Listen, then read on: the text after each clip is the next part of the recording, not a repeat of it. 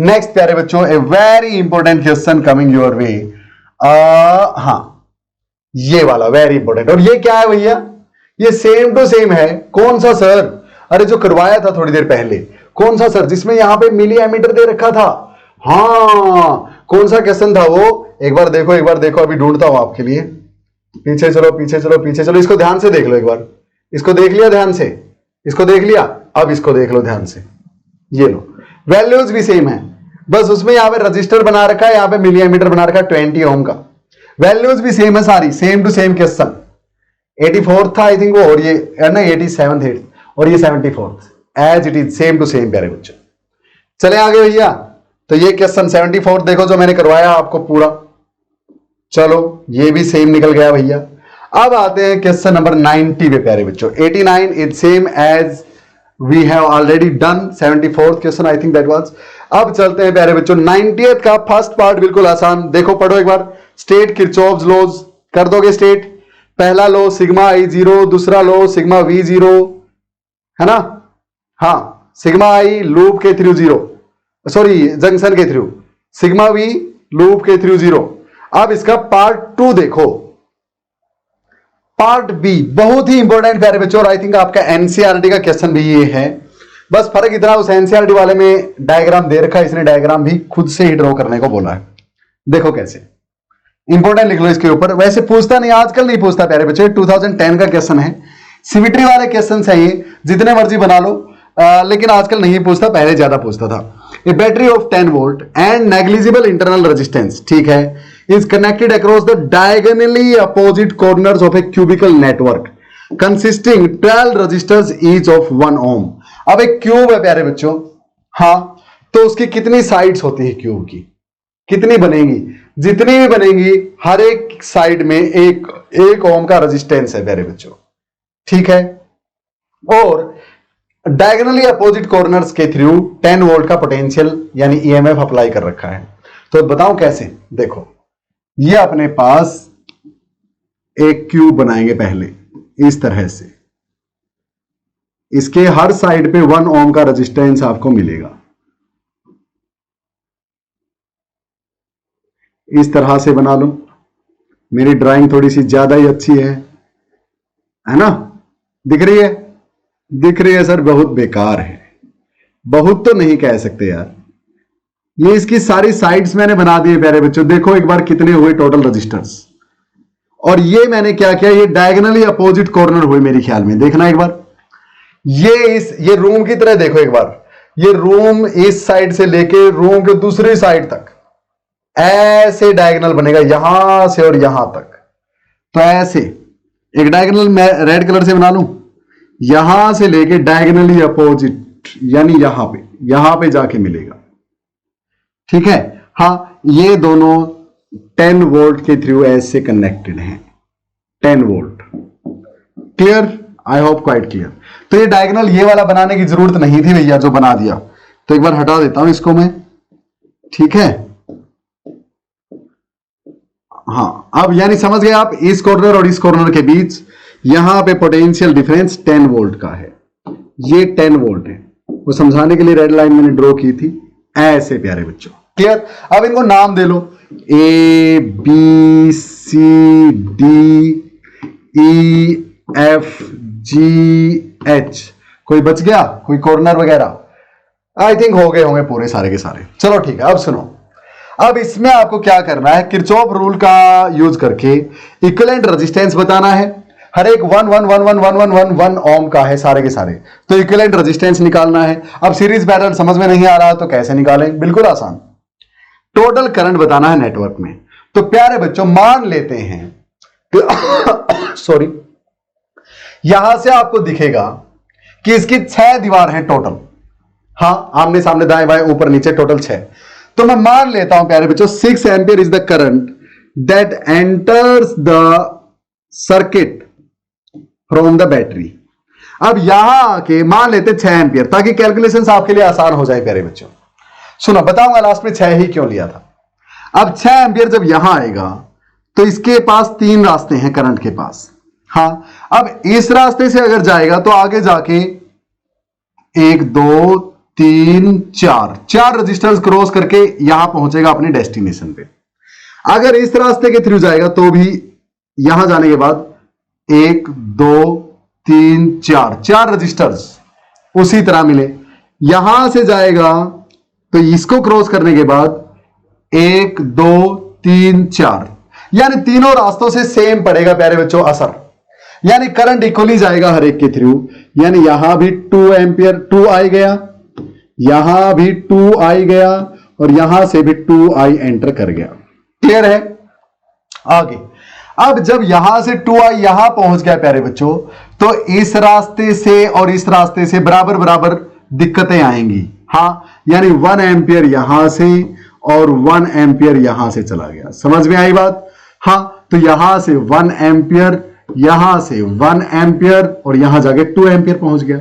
इसी तरह इस रास्ते से यहां पे 1 एंपियर चला गया और ऊपर की तरफ भी 1 एंपियर। क्लियर? इसी तरह इसके लिए इस रास्ते चढ़ गया 1 एंपियर और इस रास्ते भी चढ़ गया 1 एंपियर करंट। तो टोटल जाके यहां पे 6 एंपियर फिर से मिल गया और ये आ गया यहां पे। क्लियर है? इस तरह से हमने करंट को डिस्ट्रीब्यूट कर लिया।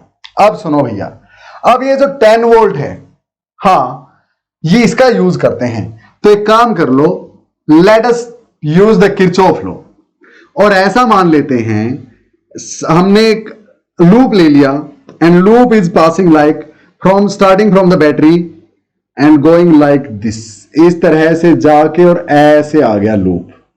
ये लूप है प्यारे बच्चों। ठीक है?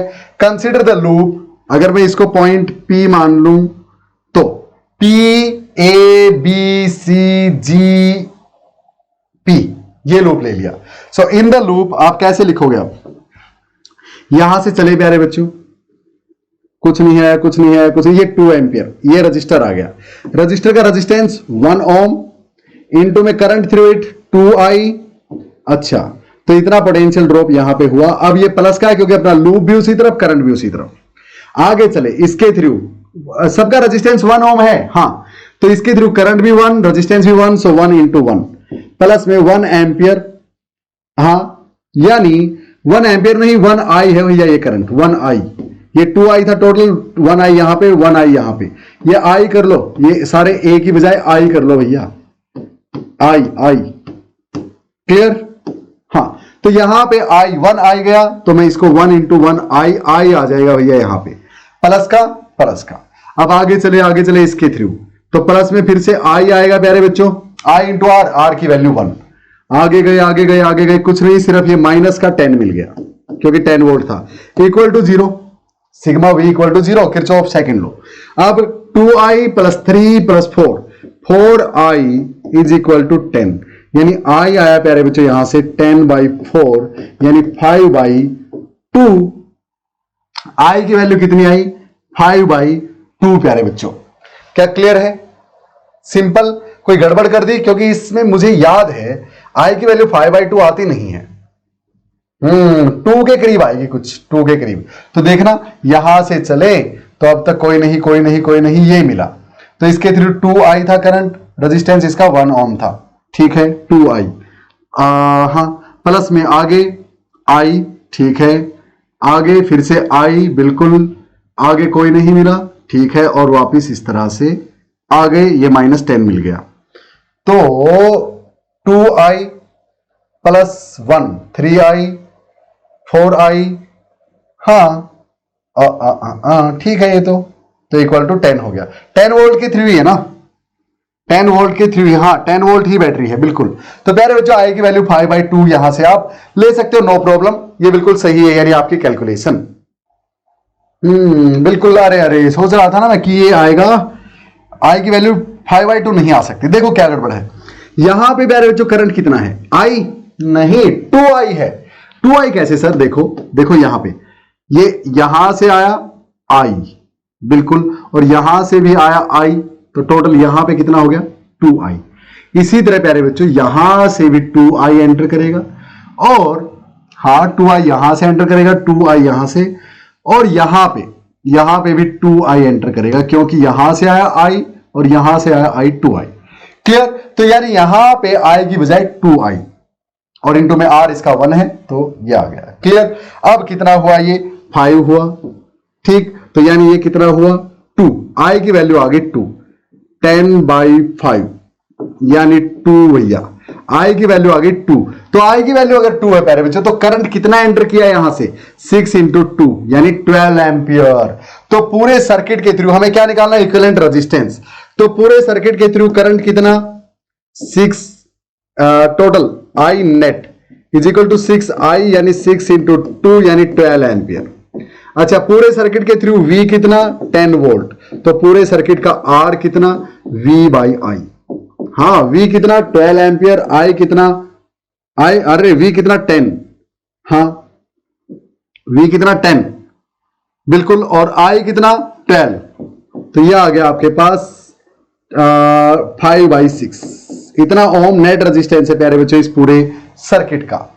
और क्या पूछा है, total current in the network 12 ampere आ चुका है अपना, ऑलरेडी 12 एम्पियर आ चुका है। Clear? So this was very easy but important question. Symmetry वाले क्वेश्चन ऐसे आते हैं प्यारे बच्चों, आई होप आप कर देंगे आराम से। तो सिमेट्री वाले क्वेश्चन वैसे कम ही पूछता है प्यारे बच्चों, लेकिन ये एनसीईआरटी का क्वेश्चन आपका, तो आप कर लेना प्लीज। तो ये गलती मत करना, 2 एम्पियर यहां पे जाएगा ही जाएगा टोटल मिला के। ठीक है, नेक्स्ट चलो भैया, last but not the least question of the phase 2, heating effect पे चलने से पहले क्या बोलता है, part 1 question number 91। A cell of EMF E and internal resistance R is connected across a variable load resistor capital R। ठीक है, draw the plot showing variation of terminal voltage with the resistance. प्यारे बच्चों, voltage और resistance का आप पढ़ चुके हैं, अभी लास्ट में भी किया था। और ये R की वैल्यू एक पॉइंट पे जाके V = E हो जाता है जब R बढ़ाते जाएंगे। और करंट के साथ किसका, वोल्टेज विद द करंट, हाँ ये भी पढ़ चुके हो। नेगेटिव स्लोप आती है, V = E - IR, Y = mx plus C। Straight line की इक्वेशन से इसको कंपेयर करते हैं, स्लोप आपकी नेगेटिव आती है, तो ये बनेगा। फिर 3 cells each of EMF but internal resistance is 2R 3R 6R। हर एक का ईएमएफ E है लेकिन इंटरनल रेजिस्टेंस ये है प्यारे बच्चों। पैरेलल में कनेक्ट कर दिए, obtain the expression for current flowing in the circuit and terminal potential difference.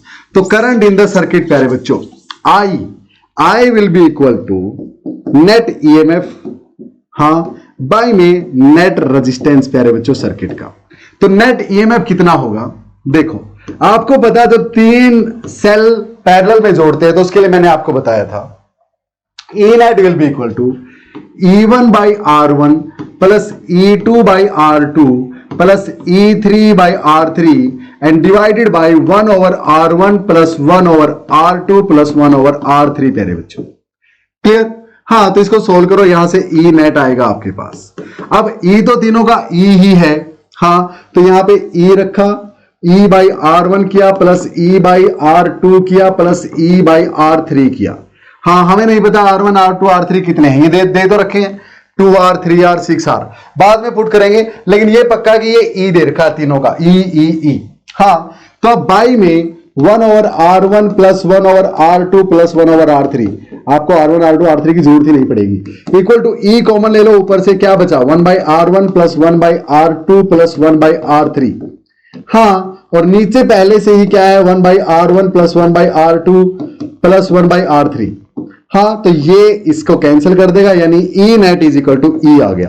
तो E नेट तो E के बराबर आ गया। नेट रेजिस्टेंस कितना है, एक्सटर्नल रेजिस्टर दे रखा कोई ना, तो सिर्फ ये है प्यारे बच्चों, ये हैं रजिस्टर्स। तो connected in parallel across A register R, ये दे रखा प्यारे बच्चों, ये एक्सटर्नल है आपके पास। तो टोटल ये पैरेलल में थे तो इनका रेजिस्टेंस निकाल लेंगे पैरेलल वालों का, 1/2R plus 1/3R plus 1/6R, that is equal to 1/R equivalent, इन तीनों का पैरेलल वालों का। तो यहां से एलसीएम कितना ले लिया 6R ले लो, तो ऊपर कितना बचा 3 प्लस में 2 प्लस में 1, 3 2 5 और 1 6, यानी 1/R, यानी R इक्विवेलेंट आपके पास R के बराबर आ गया प्यारे बच्चों। तो R प्लस में एक ये बाहर वाला R, तो R net R total cells का प्लस में R इनके साथ ये जो है, हाँ कनेक्टेड इन पैरेलल लिख रखा है। हाँ, तो ये कैसा पैरेलल होगा, ये तो R प्लस R हो जाएगा, 2R हो जाएगा भाई, डायरेक्ट 2R हो जाना चाहिए, तो इतना करंट सर्किट में चलेगा। क्लियर है प्यारे बच्चों, इतना करंट सर्किट में चलेगा, यह आपने निकाल लिया। अब दूसरी बात क्या निकालनी है, terminal potential difference. Terminal potential difference यानी V होता है प्यारे बच्चों I और एक्सटर्नल R। हाँ, अब करंट कितना है पूरे सर्किट में, करंट ये निकाला था E/2R। हाँ, और इनटू में R, एक्सटर्नल R कितना है, स्मॉल r, ये देखो दे रखा भैया, ये रहा। इसके पैरेलल अक्रॉस, बकवास है ये लिखना, पैरेलल लिखना, बस इसके अक्रॉस कनेक्ट कर रखा है प्यारे बच्चों। तीनों सेल्स है वो क्या ही पैरेलल में होंगे इसके साथ, एक्सटर्नल वाले के साथ। ठीक है, सीरीज लिखो, पैरेलल लिखो, एक ही बात है वो। तो R से R कैंसिल, E/2 आ जाएगा भैया। क्लियर, यानी E/2 एक्सटर्नल रजिस्टर के थ्रू ड्रॉप हुआ और E/2 किसके लिए बच गया, अकेले सेल के लिए। I hope it is quite clear. तो प्यारे बच्चों ये था अपना फेज 2। नाउ अब हम चलेंगे फेज 3 में प्यारे बच्चों, यानी